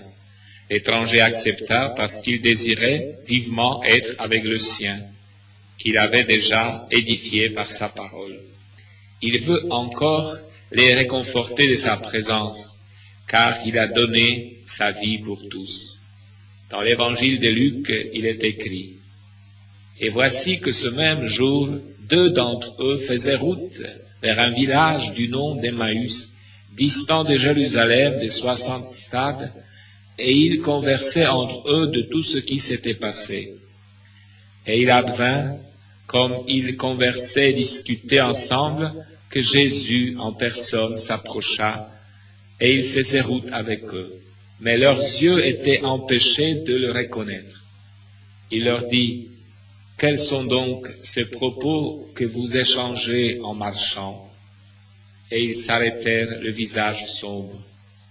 Prenant la parole, l'un d'eux, nommé Cléopas, lui dit, « Tu es bien le seul habitant de Jérusalem à ignorer ce qui est arrivé ce jour-ci. » « Quoi donc ?» leur dit-il. Ils lui dirent, « Ce qui concerne Jésus de Nazareth, qui s'est montré un prophète puissant en œuvre et en parole devant Dieu et devant tout le peuple, comment nos grands prêtres et nos chefs l'ont livré pour être condamné à mort et l'ont crucifié. Nous espérions, nous, que c'était lui qui allait délivrer Israël. Mais avec tout cela, voilà le 3e jour depuis que ces choses sont arrivées. Quelques femmes qui sont des nôtres nous ont, il est vrai, stupéfiés, s'étant rendues de grand matin au tombeau et n'ayant pas trouvé son corps, elles sont revenues nous dire qu'elles ont même eu la vision d'anges qui le disent vivant. Quelques-uns des nôtres sont allés au tombeau et ils ont trouvé les choses comme les femmes avaient dit, mais lui, ils ne l'ont pas vu. Alors il leur dit, « Ô cœur sans intelligence, lent qu'ont annoncé les prophètes, ne fallait-il pas que le Christ endurât ses souffrances pour entrer dans sa gloire ?» Et commençant par Moïse et parcourant tous les prophètes, il leur interpréta dans toutes les Écritures ce qui les concernait. Quand ils furent près du village où ils se rendaient, il fit semblant d'aller plus loin. Mais ils le pressèrent en disant, « Reste avec nous, car le soir tombe et le jour déjà touche à son terme. » Il entra donc pour rester avec eux. Et il advint, comme il était à table avec eux, qu'il prit le pain, dit la bénédiction, puis le rompit et le leur donna. Leurs yeux s'ouvrirent et ils le reconnurent, mais il avait disparu de devant eux. Et ils se dirent l'un à l'autre, « Notre cœur N'était-il pas tout brûlant au-dessus parler en chemin quand il nous a expliqué les Écritures? À cette heure même, ils partirent et s'en retournèrent à Jérusalem. Ils trouvèrent réunis les 11 et leurs compagnons et qui dirent, « C'est bien vrai, le Seigneur est ressuscité et il est apparu à Simon. » Et eux de raconter ce qui s'était passé en chemin et comment ils l'avaient reconnu à la fraction du pain. Cette rencontre avec le Christ a illuminé leur cœur, guéri leur espérance, ravivé leur foi et leur a donné à nouveau une raison de vivre. Leur fatigue disparue au retour à Jérusalem, ils témoigneront à Pierre et aux apôtres que le Christ est vraiment ressuscité. La mission qu'ils ont acceptée lors de cette rencontre avec le Christ et en même temps la cause et l'effet du sacrifice eucharistique. Durant la Sainte Messe, on cite en divers endroits différents noms bibliques. Entre autres, on cite 2 noms particuliers, Abel et Isaac. Tous les deux sont de façon différente l'image de ce que sera le sacrifice du Christ. Abel est le signe de la victime innocente tombée de la main meurtrière de son frère, car son frère Caïn, dans sa jalousie, était incapable d'accepter le fait que le sacrifice de son frère Abel soit mieux reçu. Il fut mieux reçu parce qu'Abel était prêt à sacrifier le meilleur de ce qu'il avait, tandis que Caïn n'en était pas capable. Dans cet événement, il est facile de reconnaître le Christ qui s'offre lui-même, et c'est le plus beau don que le Père ait pu nous faire. Mais l'envie apparaît qui a tué le Fils de Dieu. Or, le Père reçoit son sacrifice et sauve le monde. Dans le livre de la Genèse, il est écrit, « L'homme connut Ève, sa femme. Elle conçut et enfanta Caïn. Elle dit, « J'ai acquis un homme de par Yahvé. » Elle donna aussi le jour à Abel, frère de Caïn. Or, Abel devint pasteur de petit bétail et Caïn cultivait le sol. Le temps passa et il advint que Caïn présenta des produits du sol en offrande à Yahvé, et qu'Abel de son côté offrit de premier-né de son troupeau, et même de leur graisse. Or, Yahvé agréa Abel et son offrande, mais il n'agréa pas Caïn son offrande. Et Caïn en fut très irrité et eut le visage abattu. Yahvé dit à Caïn, « Pourquoi es-tu irrité et pourquoi ton visage est-il abattu? Si tu es bien disposé, ne relèveras-tu pas la tête? Mais si tu n'es pas bien disposé, le péché n'est-il pas à la porte? Une bête tapie qui te convoite, pourras-tu la dominer? » Cependant Caïn dit à son frère Abel, « Allons dehors. » Et comme ils étaient en pleine campagne, Caïn se jeta sur son frère Abel et le tua. Isaac est le fils d'Abraham, et Abraham est le père de la foi, car dans l'épreuve, il est resté fidèle à Dieu. À un certain moment, il lui est demandé de sacrifier son fils unique, alors qu'une grande prospérité lui aurait été promise. Il prend son fils et va jusqu'au bout. Au moment où tout semblait être perdu, l'obéissance d'Abraham fut récompensée. À la place du fils, il lui fut donné une victime pour le sacrifice. Là aussi, il est facile, mais aussi nécessaire de reconnaître la signification du sacrifice du Christ et les circonstances dans lesquelles on reconnaît l'amour du Père envers nous et l'obéissance de Jésus envers le Père jusqu'au sacrifice de sa propre vie. Dans la Genèse, il est écrit, « Après ces événements, il arriva que Dieu éprouva Abraham et lui dit, « Abraham, Abraham !» Il répondit, « Me voici. » Dieu dit, « Prends ton fils, ton unique, que tu chéris, Isaac, et va-t'en au pays de Moria. Et là, tu l'offriras en holocauste sur une montagne que je t'indiquerai. Abraham se leva tôt, sella son âne et prit avec lui 2 de ses serviteurs et son fils Isaac. Il fendit le bois de l'holocauste et se mit en route pour l'endroit que Dieu lui avait dit. Le 3e jour, Abraham, levant les yeux, vit l'endroit de loin. Abraham dit à ses serviteurs, « Demeurez ici avec l'âne, moi et l'enfant, nous irons jusque là-bas, nous adorerons et nous reviendrons vers vous. » Abraham prit le bois de l'holocauste et le chargea sur son fils Isaac. Lui-même prit en main le feu et les couteaux, et ils s'en allèrent tous 2 ensemble.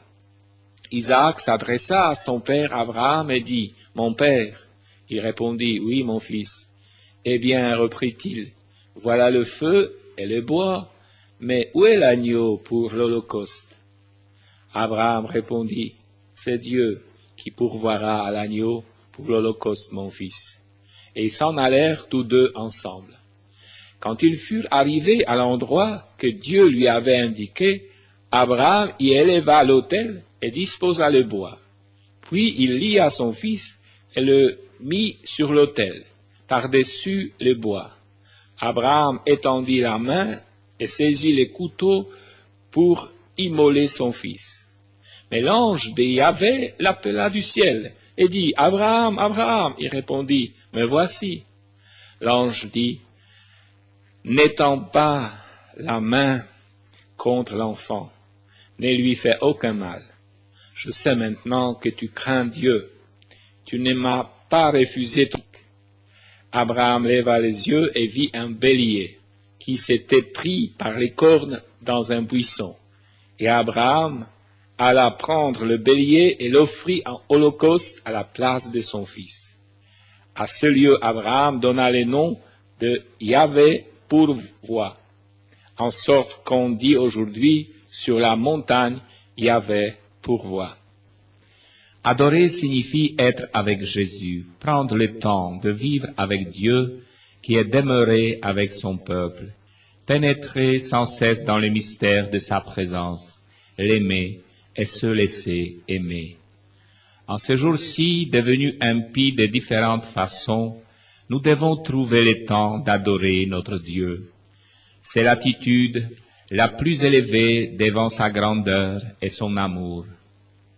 Max Turkakov, un des physiciens atomiques des temps modernes, a avoué dans une confession publique qu'il avait commis une grande faute en participant à la construction de la bombe atomique.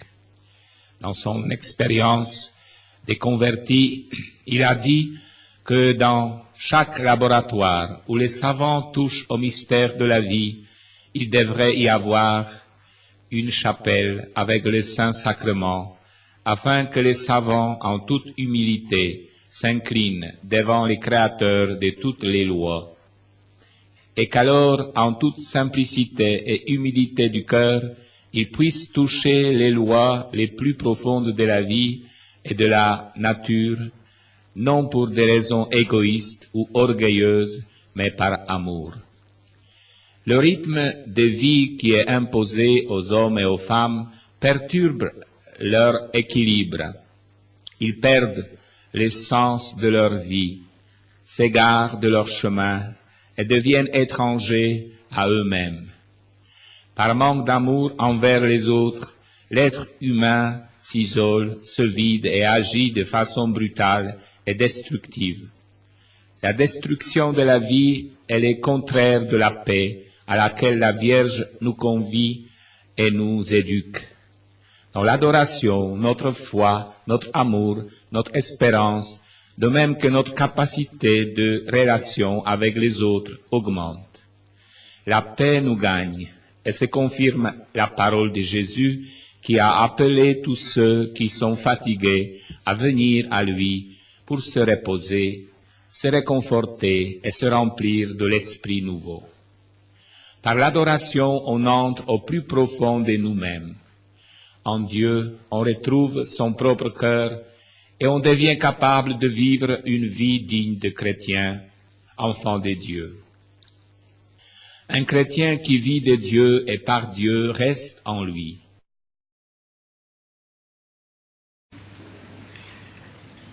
Je crois en Dieu, le Père Tout-Puissant, Créateur du ciel et de la terre, et en Jésus-Christ, son Fils unique, notre Seigneur, qui a été conçu du Saint-Esprit, né de la Vierge Marie, a souffert sous Ponce Pilate, a été crucifié, est mort et a été enseveli, est descendu aux enfers, le troisième jour est ressuscité des morts, est monté aux cieux, est assis à la droite de Dieu, le Père Tout-Puissant, d'où il viendra juger les vivants et les morts. Je crois en Jésus, à la Sainte Église catholique, à la communion des saints, à la rémission des péchés, à la résurrection de la chair, à la vie éternelle. Amen. Dieu nous invite à porter un regard de miséricorde sur tous nos frères. Demandons-lui la force de l'Esprit Saint pour qu'il nous rende capables de porter son amour au large de la vie.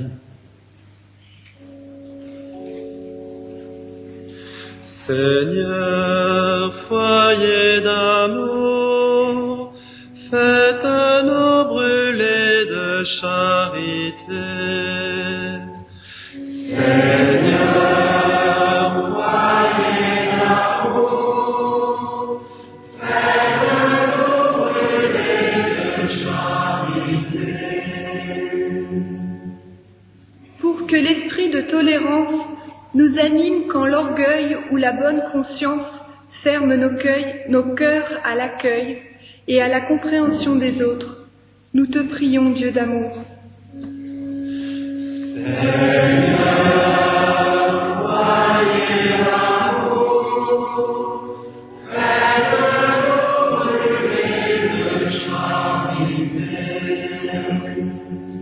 Pour que l'esprit de fraternité rassemble tous les hommes et nous incite à construire un monde nouveau.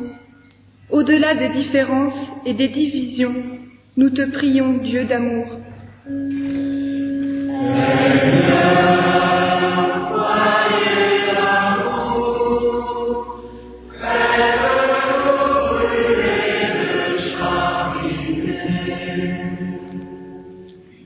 Pour que l'esprit de miséricorde souffle sur nous quand nous nous laissons entraîner par la spirale de la haine et de la vengeance. Nous te prions, Dieu d'amour.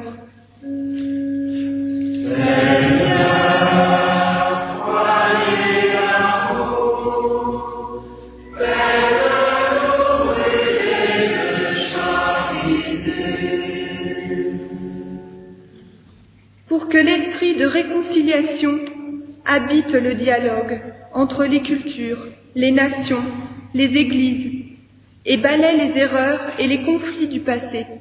Nous te prions, Dieu d'amour.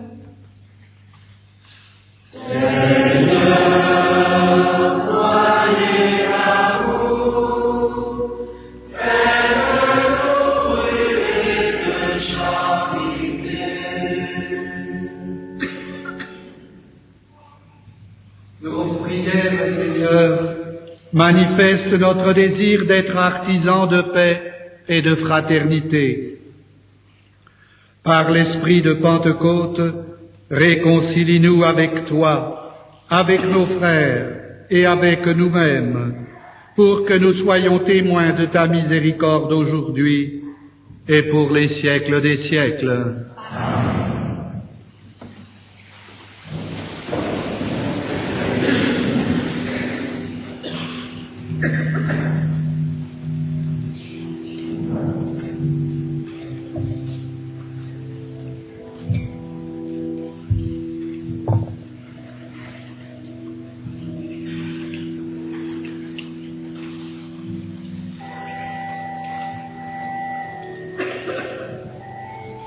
Tu es béni, Dieu de l'univers, toi qui nous donnes ce pain. Fruit de la terre et du travail des hommes, nous te le présentons, il deviendra le pain de la vie.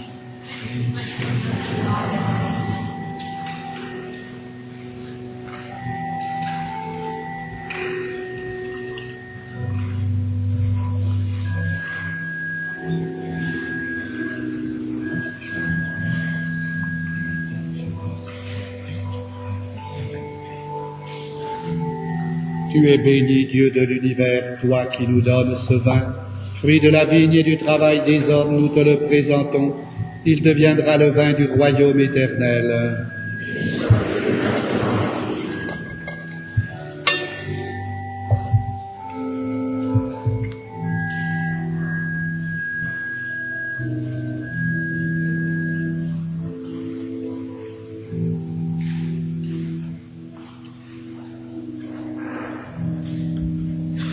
Prions ensemble au moment d'offrir le sacrifice de toute l'Église.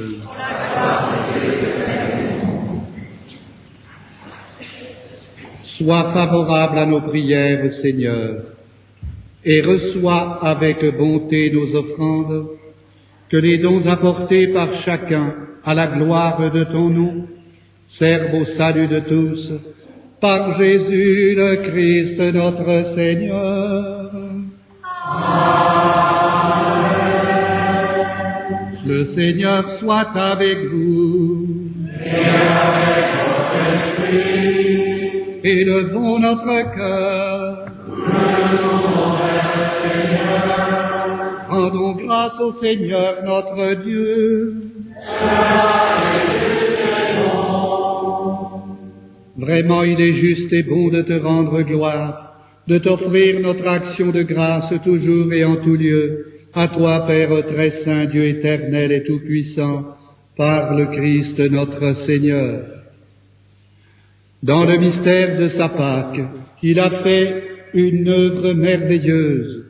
Nous étions esclaves de la mort et du péché, et nous sommes appelés à partager sa gloire. Nous portons désormais ces noms glorieux, nation sainte, peuple racheté, race choisie, sacerdoce royal. Nous pouvons annoncer au monde les merveilles que tu as accomplies, toi qui nous fais passer des ténèbres à ton admirable lumière. Et c'est pourquoi, avec les anges et les saints, nous proclamons ta gloire en chantant d'une seule voix.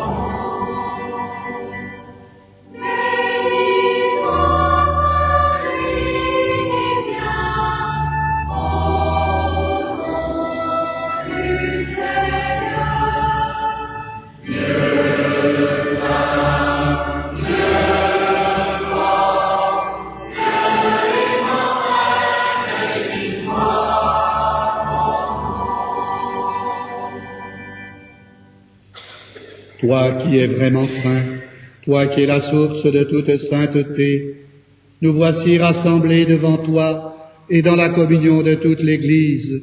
En ce premier jour de la semaine, nous célébrons le jour où le Christ est ressuscité d'entre les morts. Par lui que tu as élevé à ta droite, Dieu notre Père, nous te prions. Sanctifie ces offrandes en répandant sur elles ton esprit, qu'elles deviennent pour nous le corps et le sang de Jésus, le Christ notre Seigneur. Au moment d'être livré et d'entrer librement dans sa passion, il prit le pain, il rendit grâce, il le rompit et le donna à ses disciples en disant: « Prenez et mangez-en tous, ceci est mon corps livré pour vous. »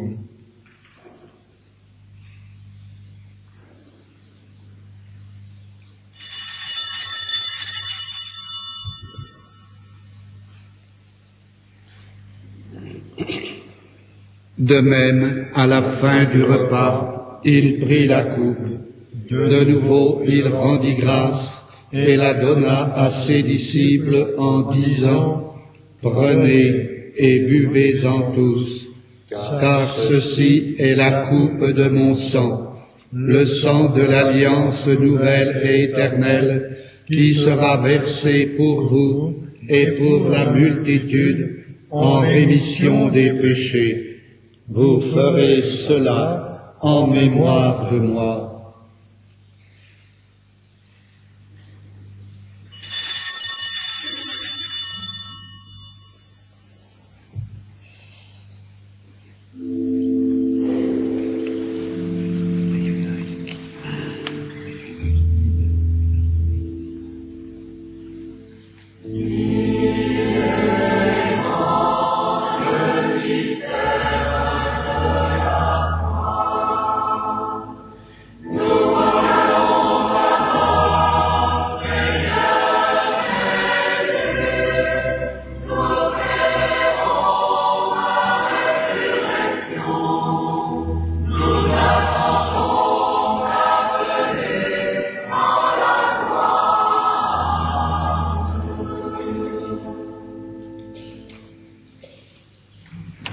Faisant ici mémoire de la mort et de la résurrection de ton Fils, nous t'offrons, Seigneur, le pain de la vie et la coupe du salut, et nous te rendons grâce, car tu nous as choisis pour servir en ta présence. Humblement, nous te demandons qu'en ayant part au corps et au sang du Christ, nous soyons rassemblés par l'Esprit Saint en un seul corps. Souviens-toi, Seigneur, de ton Église répandue à travers le monde. Fais-la grandir dans ta charité avec le pape Jean-Paul, notre évêque Louis, son auxiliaire Guy, et tous ceux qui ont la charge de ton peuple.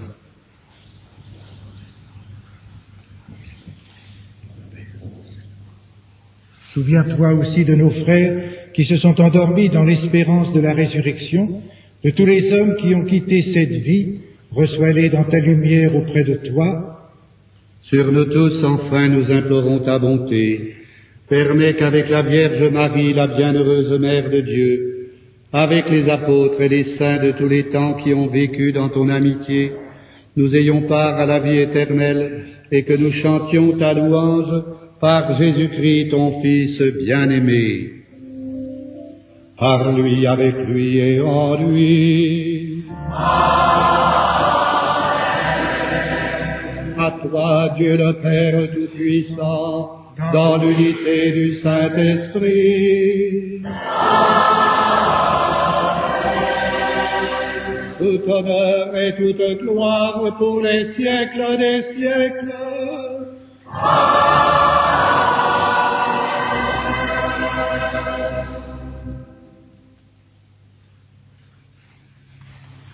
Comme nous l'avons appris du Sauveur, et selon son commandement, nous aimons et nous osons dire, Notre Père qui es aux cieux, que ton nom soit sanctifié, que ton règne vienne, que ta volonté soit faite sur la terre comme au ciel. Donne-nous aujourd'hui notre pain de ce jour. Pardonne-nous nos offenses, comme nous pardonnons nous aussi à ceux qui nous ont offensés. Et ne nous soumets pas à la tentation, mais délivre-nous du mal. Délivre-nous de tout mal, Seigneur, et donne la paix à notre temps. Par ta miséricorde, libère-nous du péché, rassure-nous devant les épreuves, en cette vie où nous espérons le bonheur que tu promets et l'avènement de Jésus-Christ notre Sauveur.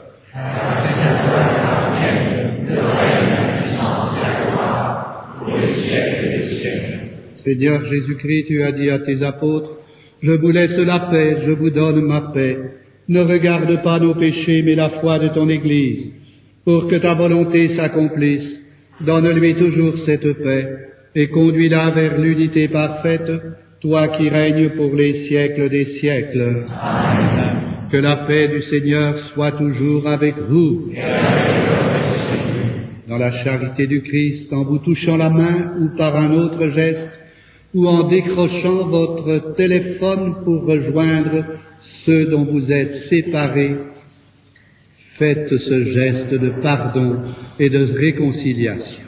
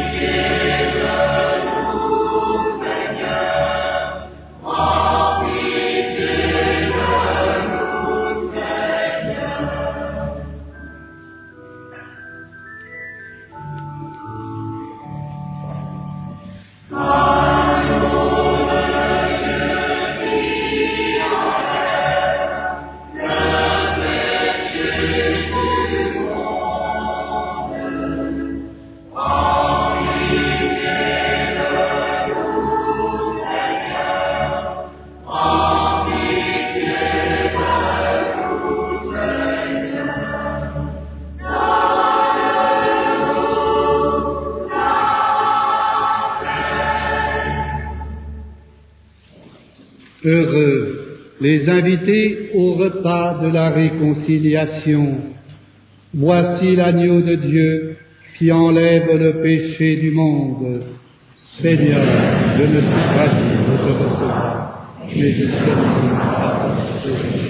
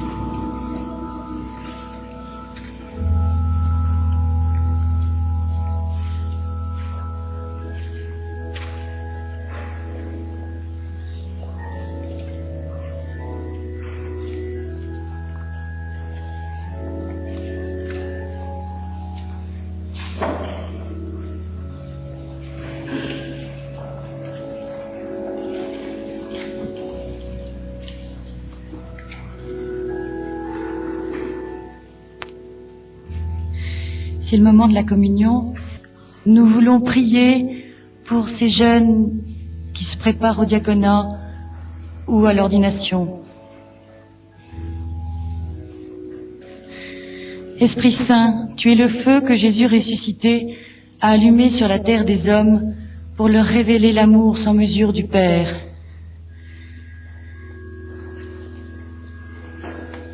Brûle encore aujourd'hui le cœur des jeunes, afin que, laissant tout pour suivre le Christ, ils découvrent la vraie joie des disciples. Envoie-les au milieu de leurs frères, prêtres au service du peuple de Dieu. Envoie-les en plein monde, hommes et femmes au cœur apostolique. Envoie-les, au-delà des frontières, témoins dévorés par le zèle missionnaire. Envoie-les dans le silence du désert, chercheurs passionnés du Dieu vivant.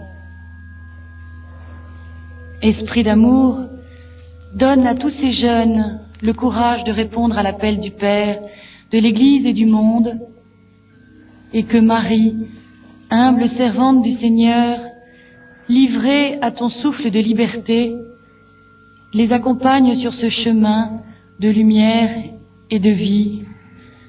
Amen.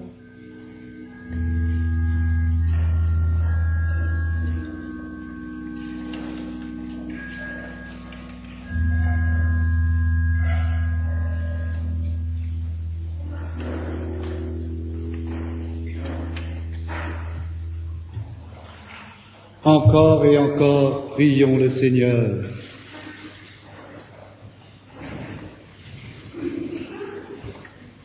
Que la grâce de cette communion, Seigneur, saisisse nos esprits et nos corps, afin que son influence, et non pas notre sentiment, domine toujours en nous, par Jésus le Christ notre Seigneur. Le Seigneur soit avec vous. Et maintenant, je vous bénis tous, frères et sœurs, proches ou éloignés. Je voudrais rejoindre tous les solitaires, tous les malades, tous ceux qui ont vécu cette Eucharistie à la lumière de la parole du Seigneur dans un esprit de réconciliation et de pardon.